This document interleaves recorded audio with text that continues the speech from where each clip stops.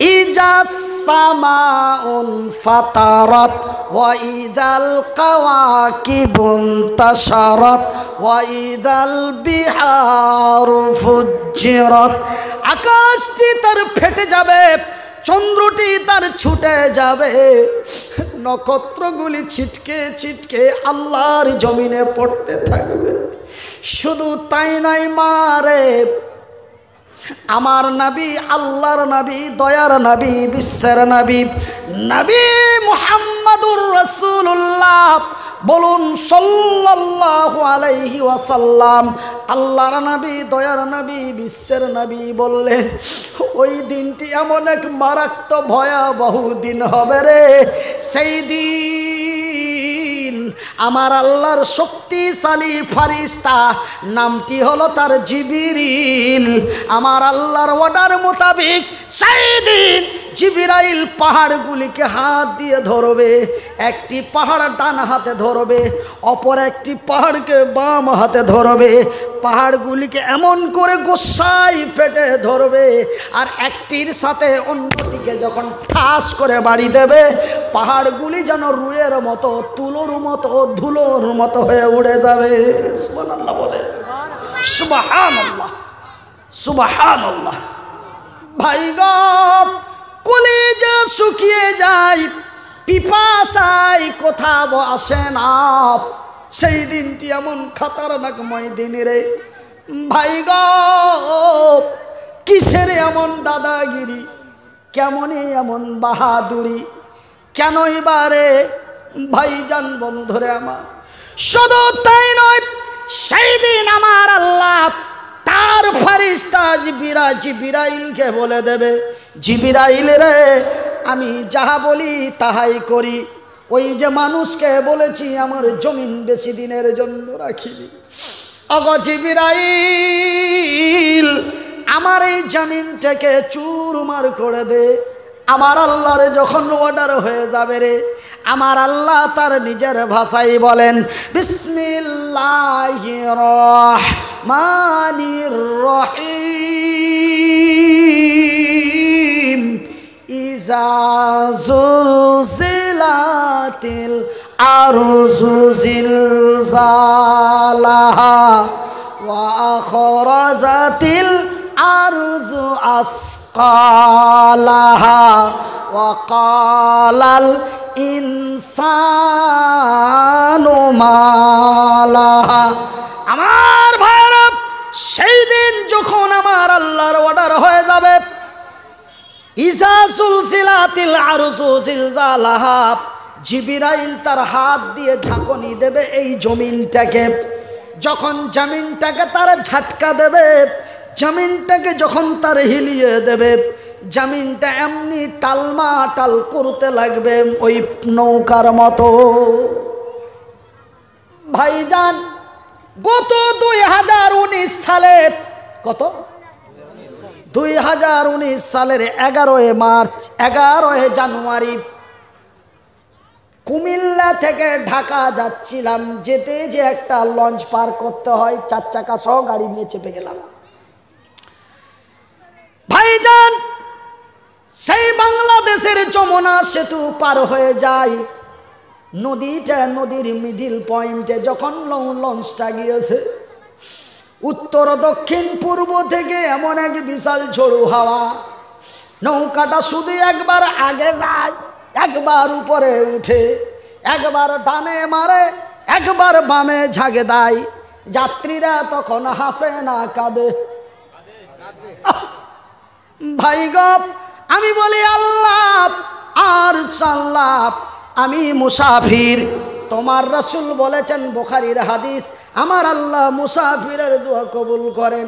ভারতের মাটি থেকে ইন্ডিয়ার মাটিতে এসেছি, বিবি বাল বাচ্চা ঘরে রেখে এসেছি। মাবুদ রে, তুই আমারে রক্ষা কর, এমন বেকায়দায় মারিও না। এই বলে আমি একে দোয়া করি, আর নৌকার মধ্যে বিভিন্ন জন বিভিন্ন রকম করে হইচই হইচই হইচই করে। আমি একটু লক্ষ্য করে দেখলাম, দেখি কোন বাটা কি বলে ডাক দেয়। কিছু কিছু মানুষের মুখ থেকে শব্দ পাওয়া যায়, মা গো। কিছু কিছু লোক বলে আল্লাহ, আবার কে বলো বাবা গো, আবার কে বলো ওরে ওরে ওরে ওরে। আমি এখানে কিন্তু ফল্ট খেয়ে গেলাম। বেটা বাবা ভক্ত, বাবা গো, বেটা মা ভক্ত, মা গো। আল্লাহ মানে আল্লাহওয়ালা, ই বেটা কোনওয়ালা?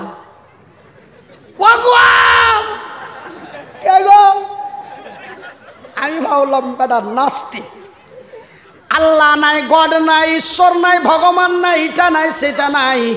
মাটি থেকে যেমন গাছ বের হয়, বড় হলো, পাতা হলো, ফল হলো, পেকে গেল, ঝরে গেল, মরে গেল, চলে গেল, ঠিক এই মানুষ দুনিয়ায় এসেছি, বড় হব, জোয়ান হব, মজা নিব, খাইলাম দাইলাম, মজা নিলাম, মরে গেলাম, পচে গেলাম, সরে গেলাম, হাড্ডিগুলি মাটির সাথে মিশিয়ে গেল, গল্প শেষ। এইগুলো যত যত জাতি ধর্ম মতভেদ, এইগুলি সব হলো ব্যবসার ধান্দা। এই হলো নাস্তিকের বক্তব্য। এগুলো সব ধর্ম নিয়ে ধান্দা। আল্লাহ, গড, ঈশ্বর, ভগবান কিছুই নাই। ওরাই ডাক দেয় ও গো। আমার ভাইরা, সেই দিন নৌকার যাত্রীগুলি যেমন এমন করলো, আমার এই কথাটা মনে পড়ে গেল। আকা লাল ইনসানু মালাহা, জমিনটা যেমন যমুনা সেতুর নৌকার যাত্রীরা যেমন ভয়ে কম্পমানিত হয়ে, কেউ আল্লাহ, কেউ ভগবান, কেউ ঈশ্বর, কেউ গড, কেউ মা, কেউ বাপ, এমন করে বেকুলভাবে চিৎকার করছে, ঠিক এই দুনিয়াটাকে যখন ঝাঁকুনি দিয়ে দেওয়া হবে, জমিনটা যখন এমন টালমাটাল করতে লাগবে, ওয়াকালাল ইনসানু মালাহা, তখন এই পৃথিবীর মানুষেরা পাগলের মতো হয়রান হয়ে যাবে। কি হলো রে, এই জমিনের কি হলো? এই জমিনটি কেন এমন টালমাটাল করতে লাগলো? একজন অন্যজনকে বলবে আর পাগলের মতো দৌড়াবে। সেই দিন মানুষ খিদার জ্বালাই গাছের পাতাগুলি ছিঁড়ে ছিঁড়ে খাবে। রাত হয়ে যাবে, সকাল হবে না, সকাল হয়ে যাবে, রাত্রি লাগবে না। সূর্যটি পূর্ব দিকে না উঠে পশ্চিম দিকে উঠে যাবে। ভাইজান, কত কথা আপনাদের বলবো বন্ধু। দ্বিতীয় ঝাটকাটি যখন মেরে দেওয়া হবে, জমিনটা এমন ভাঙচুর চুরমার হয়ে যাবে ভাইজান, সেই দিনটি এমন ভয়াবহ দিন হয়ে যাবে। মা ভাই গো, আমার নবী, আল্লাহর নবী, দয়ার নবী, বিশ্বের নবীর মুখ থেকে পাওয়া যায়, নবীর ইতিহাসের মধ্যে পাওয়া যায়। সেই দিনটি এত ভয়াবহ দিন হবে মা, সেই দিনটি এমন খাতারনাকময় দিন হবে খালা। আমি মনিরুদ্দিন বলি নাই রে, নবীর হাদিসের মধ্যে পাওয়া যায়, একজন নারী মা হতে গেলে তার কি যন্ত্রণা ভোগ করতে হয়। একজন নারী মা হতে গেলে তার কি কষ্ট যন্ত্রণা হয়, এই দুনিয়াতে যারা মা হয়েছে এরা ব্যতীত আর অন্য কোনো ব্যক্তি জানেন না।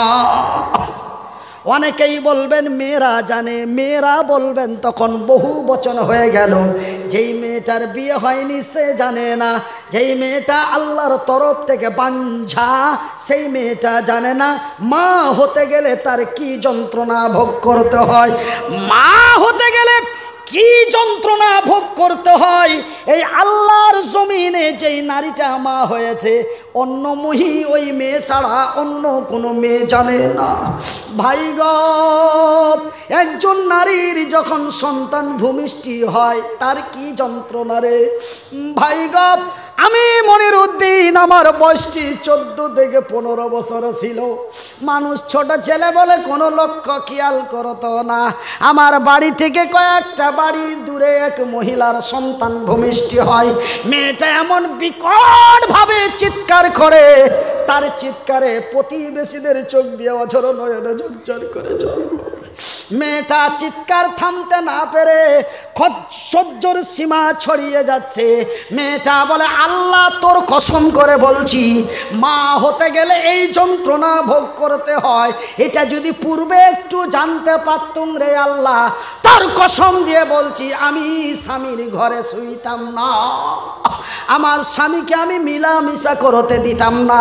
সহ্য না করতে পেরে সীমা হারিয়ে মেয়েটার মুখ দিয়ে এমন কথা বেরিয়ে গেল।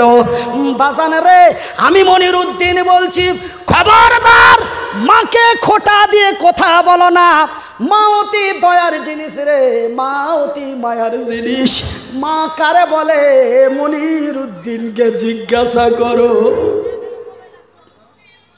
মনিরুদ্দিনকে জিজ্ঞাসা করো মা কাকে বলে। ভাইজান, এই কথাটি আমার বলার মেন উদ্দেশ্য হলো, আমার দয়ার হাবিব নবী মুহাম্মদুর রাসূলুল্লাহ বলুন সাল্লাল্লাহু আলাইহি ওয়াসাল্লাম, রাসূল বললেন সেই দিনটি এত ভয়াবহ খাতারনাকময় দিন হবে, গর্ভবতী নারীর গর্ভ খসে যাবে, চিমটি কাটার সামান বুঝতে পারবে না।